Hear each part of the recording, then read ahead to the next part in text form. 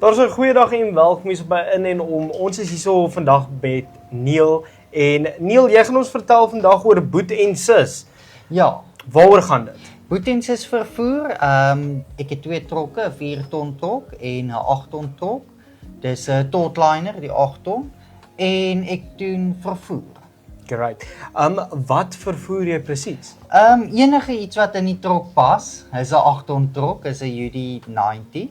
So hy 6.7 meter lank en dan 2.4 meter breed en dan hy so 2.6 meter hoog. So enigiets wat in die trok pas vervoer ek. Ek het meel vervoer op 'n stadium, ek doen trekke.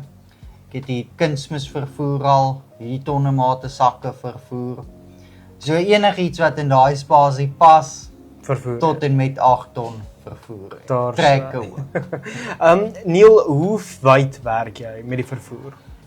My wydste wat ek gegaan het was tot in Jeffreys Bay, van Malmesbury tot in Jeffreys Bay, so ek werk redelik wyd. Okay, so dit is meer, dis nasionaal?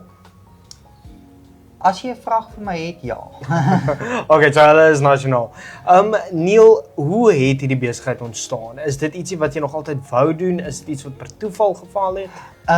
Weet jy, dis 'n geleentheid wat saam met wat ek gekry het, wat saam met die bye gekom het. Okay. Soos in my vorige onderhoud met jou het ek genoem van die bye.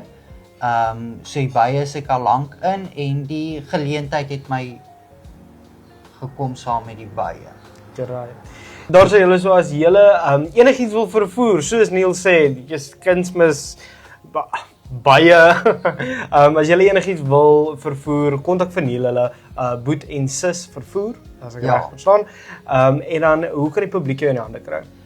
Ek is op WhatsApp 071046960. Daar sê julle. Neil, baie dankie dat ons vandag kon gesels. Julle kontak hulle as julle iets wil vervoer. Totsiens.